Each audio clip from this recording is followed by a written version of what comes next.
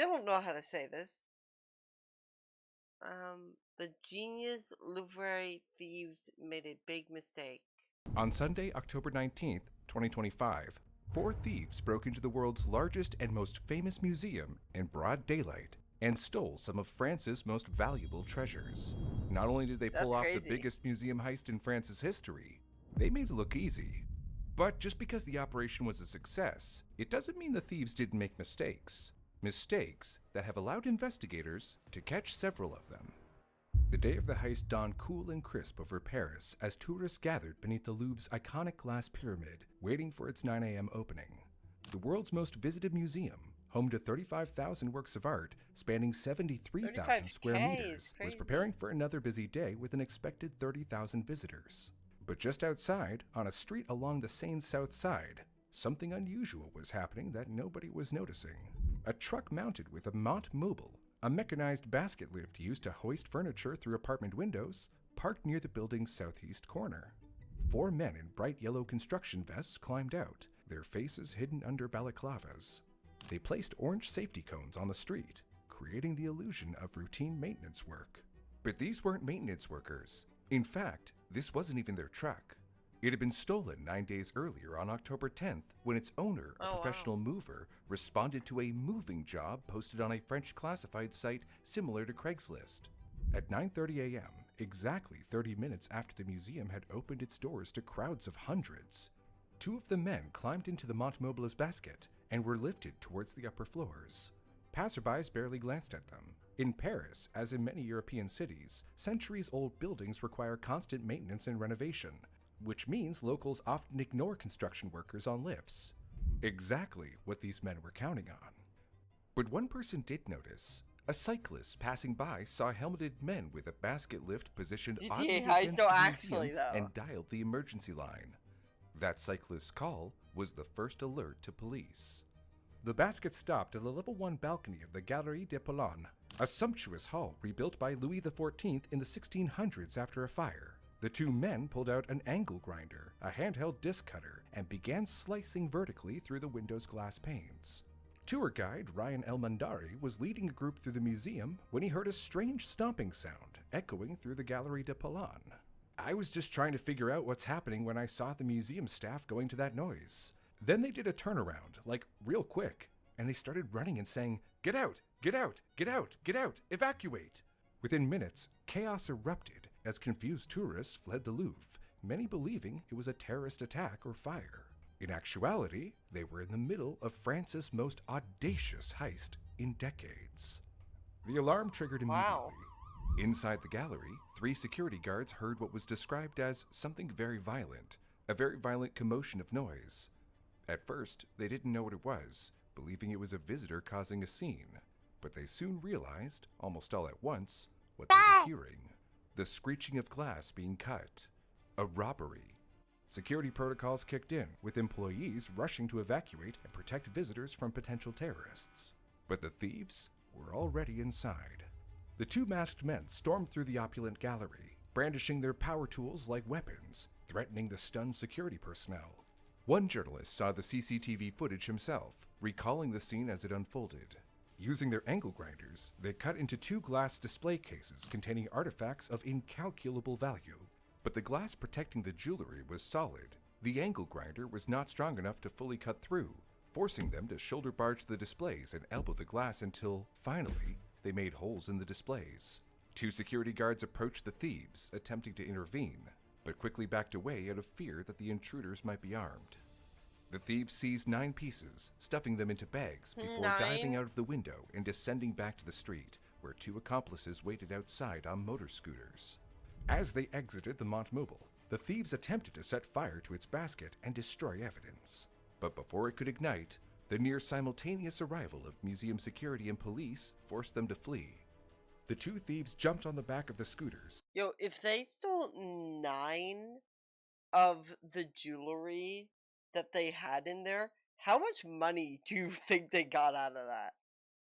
That place seems huge. They probably got like millions from that.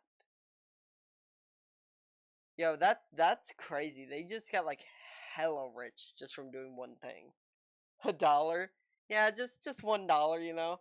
Maybe a penny's worth. and roared away along the Seine banks, but whether they knew it or not, they had left something critical behind at the crime scene. The entire operation had only taken 7 minutes from arrival to escape, with 4 spent inside. As confused tourists were herded outside, many panicked, fearing terrorism or fire. Luis, a tourist from Mexico, told reporters, "You can't imagine it. You see it in the movies. It was very well thought out. And this is something that happened in minutes." Kathy from Florida Yeah, said, this stuff happens "I'm really, really really disappointed. quick. It was a once-in-a-lifetime opportunity to come see it, and now I'm not going to get to see it because the robbery is a once-in-a-lifetime too." By That's afternoon, crazy. the reactions from French Yeah. officials ranged from outrage to devastation. Interior Minister Laurent Nunez described the stolen artifacts as priceless and of immeasurable heritage value, calling it a major, highly organized operation by a team that had clearly done reconnaissance. President Emmanuel Macron condemned the event in stark terms. "The theft committed at the Louvre is an attack on a heritage that we cherish because it is our history. We will recover the works, and the perpetrators will be brought to justice." But the most damning statement came from Justice Minister Gérald Darmanin. People were able to park a furniture hoist in the middle of Paris, get people up it in several minutes to grab priceless jewels and give France a terrible image. We have failed. By evening, one question consumed France. How could this happen? Were the thieves really that good? Or was the Louvre just that easy to steal from? The Louvre's relationship with theft is almost as old as the museum itself. In the 12th century, the Louvre was built as a medieval fortress, later transformed into a royal palace, and eventually converted into a public museum after the French Revolution in 1793. Its vast wings and countless rooms have made it notoriously difficult to secure, vulnerabilities that thieves have exploited for over a century. The first and most notorious theft occurred on August 21, 1911. Vincenzo Peruggia was a former Louvre employee, 9/11. an Italian glazier who had helped install protective glass over Leonardo da Vinci's Mona Lisa. He believed that the Mona Lisa belonged to Italy, that Napoleon had stolen it. To make this right, he and his accomplices walked out of the museum with the painting hidden under his work smock. In reality, Leonardo himself had brought the painting to France. But for 2 years, Peruggia kept the Mona Lisa hidden in his Paris apartment before attempting to sell it to an Italian art dealer. His arrest in 1913 inadvertently transformed the painting into the icon it is today. Before the theft, it hadn't even been the most famous painting in its gallery. For decades, Perugia's theft was the Louvre's most shocking heist. The impact Oh of my god. You were there? No way. Yo, were you an accomplice? Be honest. Were you his accomplice? which led to gradual changes to Louvre security, including more protective glass cases and enhanced physical barriers around high-value artworks. But it wasn't enough.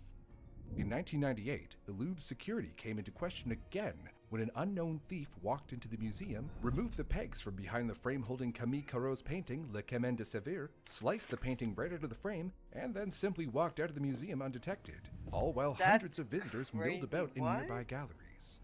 That painting, valued at $1.3 million, has never been recovered.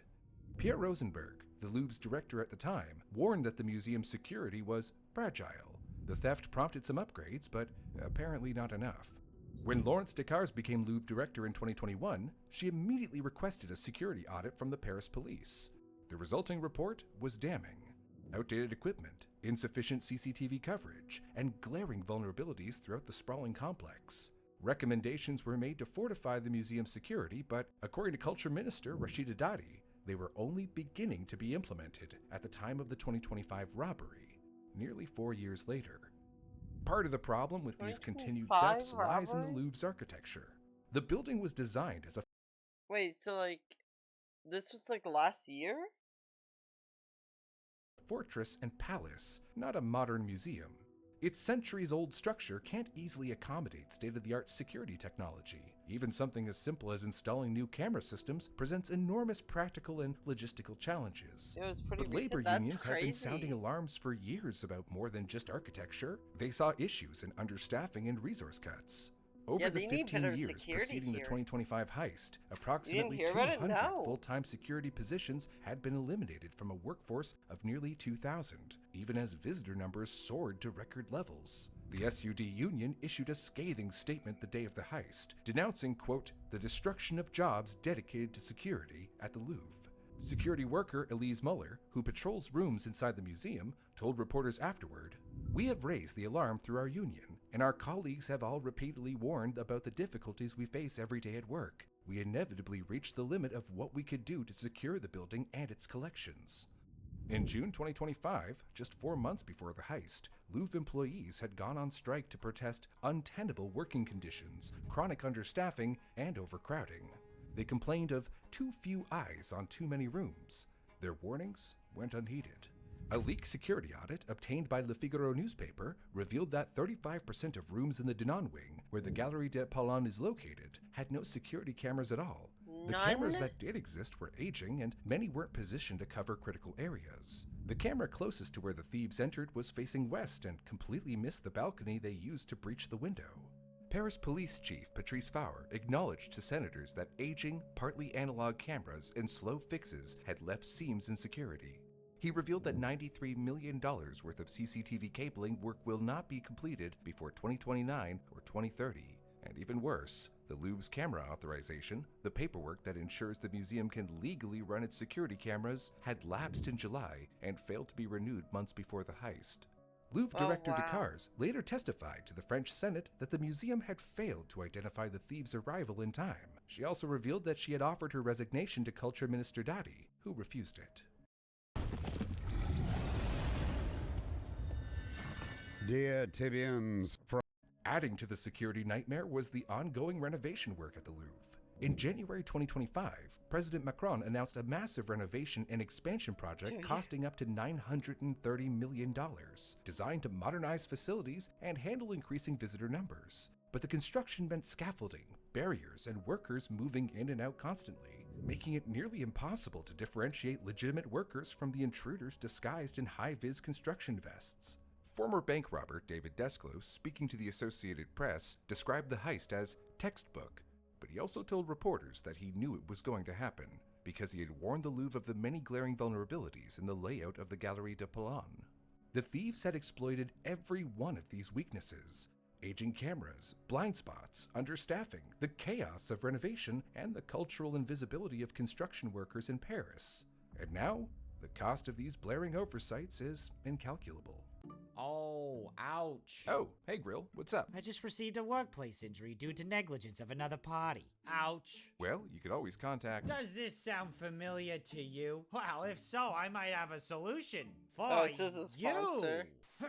Hi, I'm Grill Burns. Have you ever heard of the Bill of Wrongs? Yeah, me neither. You know what I have heard of? The Bill of Rights. And so have our sponsors, Morgan & Morgan. Oh because my they God. defend your rights if you turn another 20 battle it out. This is negligent. Win by I'm scanning sorry, I'm the skipping this sponsor. proportionally scheduled programming, where it sounds like our burglars over here might need to get their own legal team pretty soon. Cause, well, you'll see. The items stolen from the gallery are among France's most treasured historical artifacts, each piece telling the story of a nation's imperial grandeur. The French Ministry of Culture identified all of the missing jewels. The sapphire set of Queen Marie Amélie and Queen Hortense, a tiara featuring 24 Ceylon sapphires and 1,083 diamonds, a matching Holy necklace, and God. a single earring. These pieces, combining Yeah, that's brilliance and crazy. historical significance, dated back to the early 19th century and had adorned French royalty for generations. The emerald set of Empress Marie-Louise, an emerald necklace originally gifted by Napoleon Bonaparte to his second wife, along with a pair of emerald earrings. Marie-Louise, an Austrian archduchess who became Empress of the French in 1810, wore these jewels at ceremonies and diplomatic meetings with foreign dignitaries. The treasures of Empress Eugenie, a tiara once belonging to Eugenie de Montijo, wife of Napoleon III, adorned with nearly 2,000 diamonds, a reliquary brooch, and a large corsage bow brooch. Yo, that's These insane. mid-19th century pieces represented the height of Second Empire opulence. The item the thieves accidentally dropped during their escape, a crown, also belonged to Empress Eugenie. created for the 1855 Universal Exposition in Paris. It featured 1,354 diamonds and 56 emeralds. Authorities recovered it damaged, Oh my though the full God. extent of the damage hasn't been disclosed as of the time of this video. To make matters even more painful for the French government, all of the priceless stolen goods were uninsured. In fact, French law prohibits museums from insuring their property unless they are moved or loaned to other institutions. Otherwise, every piece of art within is an uninsured property belonging to the state. Paris public prosecutor Laure Becot estimated the economic value of the stolen jewels at 88 million pounds, approximately 102 million US dollars. But she was 102 mil? They're literally set for life now. They're gonna be able to pay their kids and grandkids with that. That is insane. Oh my God. quick to emphasize that the number pales in comparison to the historical damage. But while the thieves had collected some high-value items, they had skipped the gallery's most valuable single item, the 140-carat Regent diamond, one of the world's most famous diamonds, valued at over $60 million. Oh my God. The thieves left it That is untouched. insane. Why remains a mystery. Was it too well guarded, or Except for did life they in simply jail, run out of if time? they're caught, yeah. We may never know. Now If comes they're the not grim caught. question. What will become of the stolen crown jewels? And they know how to There are launder essentially it right, three then. main possibilities. 1. Dismantle and sell the materials. The thieves break the pieces apart, melt down the gold and silver, and recut the diamonds to remove any identifying characteristics. This is the most likely scenario, given that the tiara's rare natural pearls True. alone held significant value. Tobias Corbett, managing director of 77 Diamonds, estimated that once dismantled, the materials could fetch around 13.4 million US dollars, roughly 13% of their intact value. In his words, the diamond and gemstone market is fluid, and there are numerous buyers on the fringes who don't ask many questions. 2. Negotiate with the French government or the Louvre for a ransom.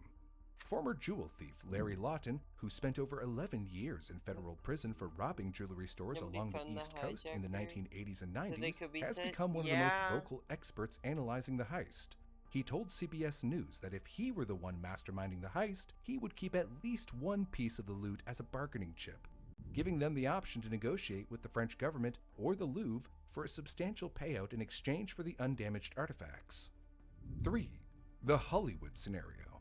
The thieves sell the stolen items to a shadowy billionaire who wants to privately own the crown jewels. Most experts dismiss this as fantasy upon hearing it. No one wants to handle something so hot, Dutch art detective Arthur Brand explained. You can't showcase it to friends, pass it down to your children, or sell it. Arthur Brand was also blunt about the timeline the police were working with. They have a week. If they catch the thieves, the stuff might still be there. If it takes longer, the loot is probably gone and dismantled. Yeah. It's a race against time.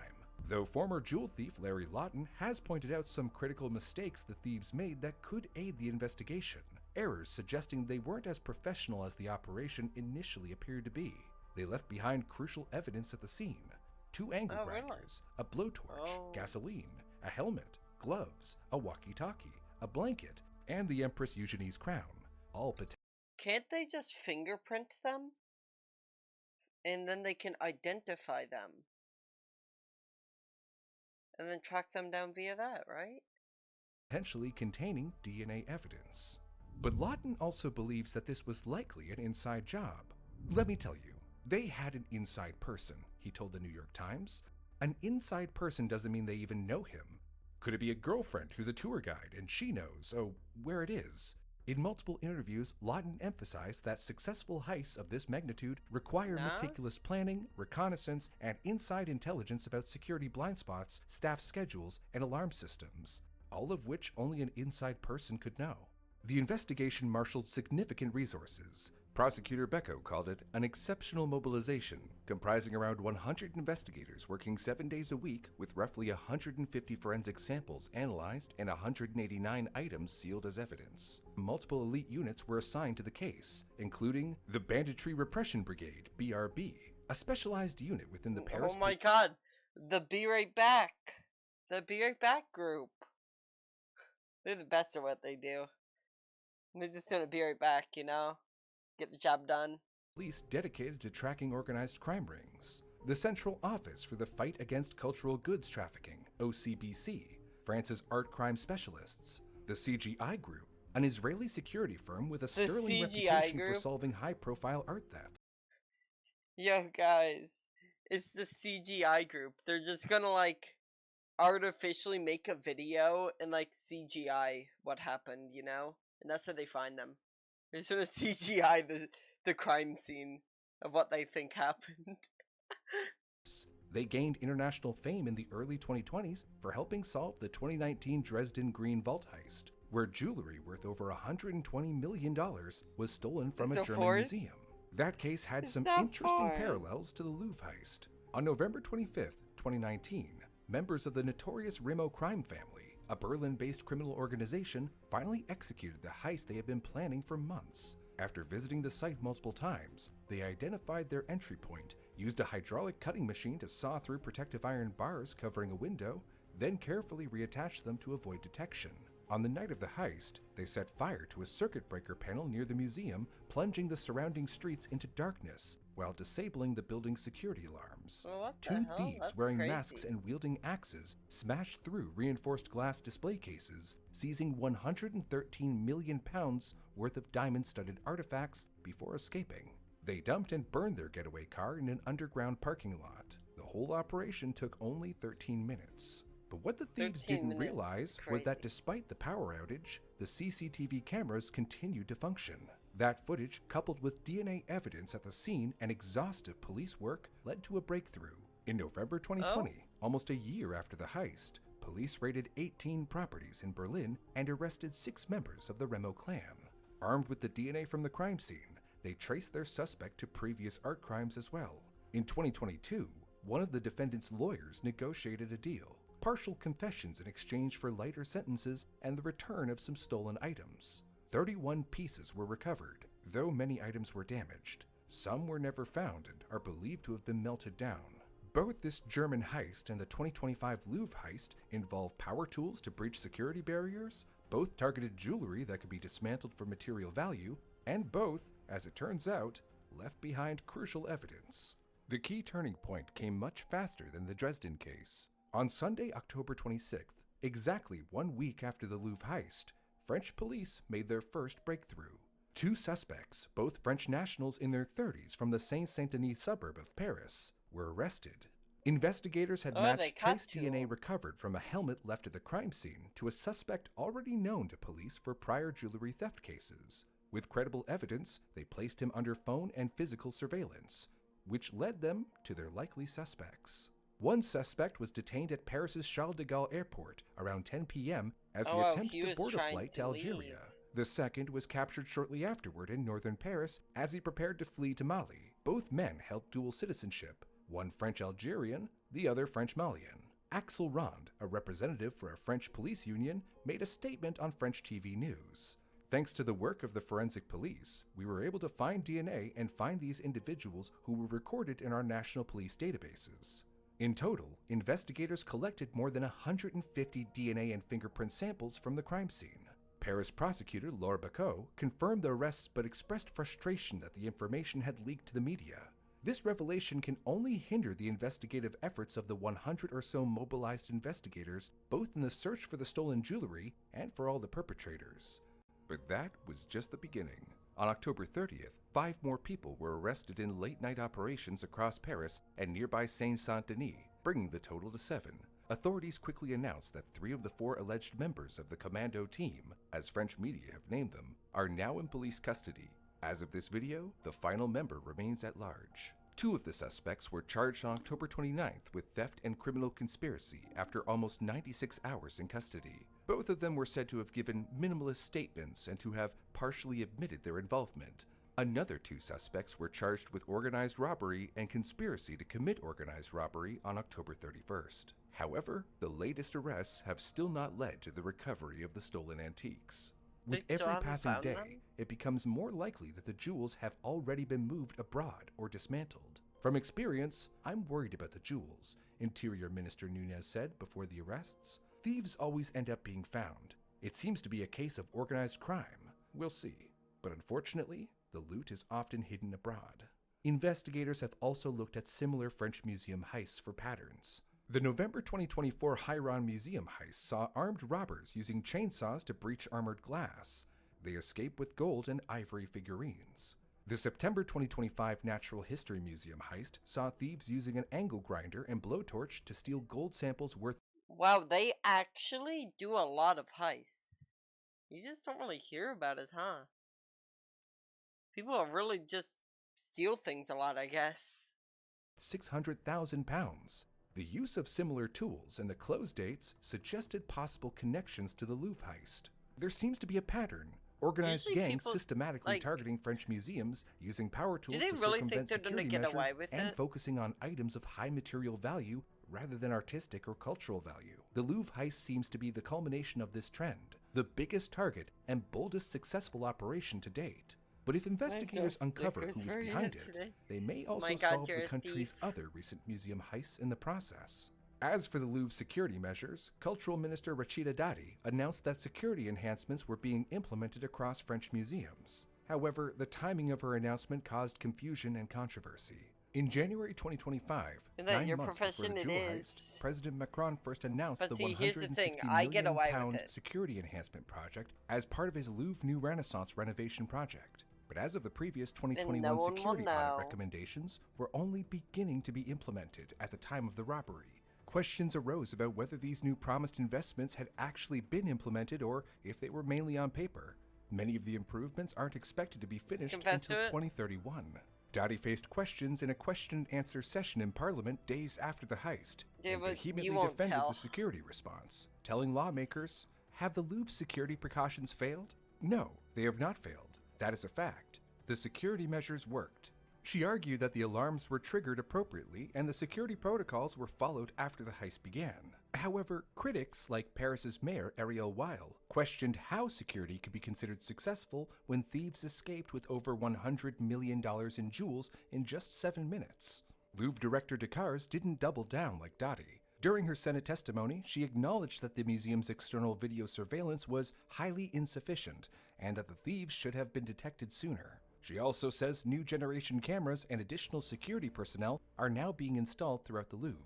But all of these plans for enhanced security came too late for France's crown jewels. As Elaine Chelino, author of The Only Streets in Paris, told BBC Radio, this attack really is a dagger into the heart of France and French history. An attack in this extraordinary space, it truly goes to the heart of what is the identity of the country.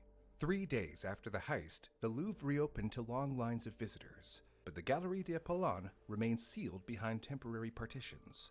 As of the time of recording, 3 of the 7 suspects in custody have been released, with the remaining 4 charged. At least 1 member of the 4-person commando team remains at large. Despite the arrests and the mobilization of the investigation teams, 8 stolen pieces remain missing, and, if experts are correct, may have already been dismantled in an unknown location. On November 2nd, Paris prosecutor Laure Becot told French media that the culprits were most likely not professional thieves, but amateur small-time criminals from the suburbs.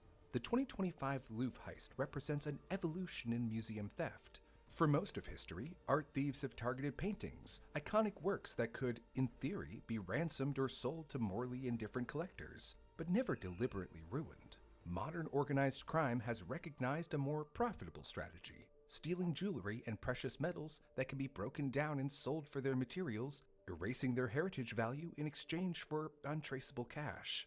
When the Mona Lisa was stolen in 1911, at least it remained intact in Perugia's apartment, able to be recovered and returned. But when crown jewels are stolen for their materials, recovery becomes nearly impossible. Historical identity is erased forever. A former leader of the London Police Force's art squad described it as commodity theft rather than traditional art crime. Modern thieves don't seem to care for art, and they're not even gentlemen thieves in the Thomas Crown mold. They're just cold-eyed opportunists who only see diamonds and gold. This leaves museums worldwide vulnerable. Christopher Marinello, a well-regarded expert in recovering stolen works of art, warned, if they can hit the Louvre successfully, they can hit anything. The thieves may yet face justice. The Dresden case proves that forensic evidence and patient detective work can crack even the most sophisticated heists. But whether the jewels can ever be saved remains unknown. The almighty YouTube algorithm is very unforgiving, and the only way we can afford to keep making videos is because our awesome viewers tell the algorithm that our video is worth watching.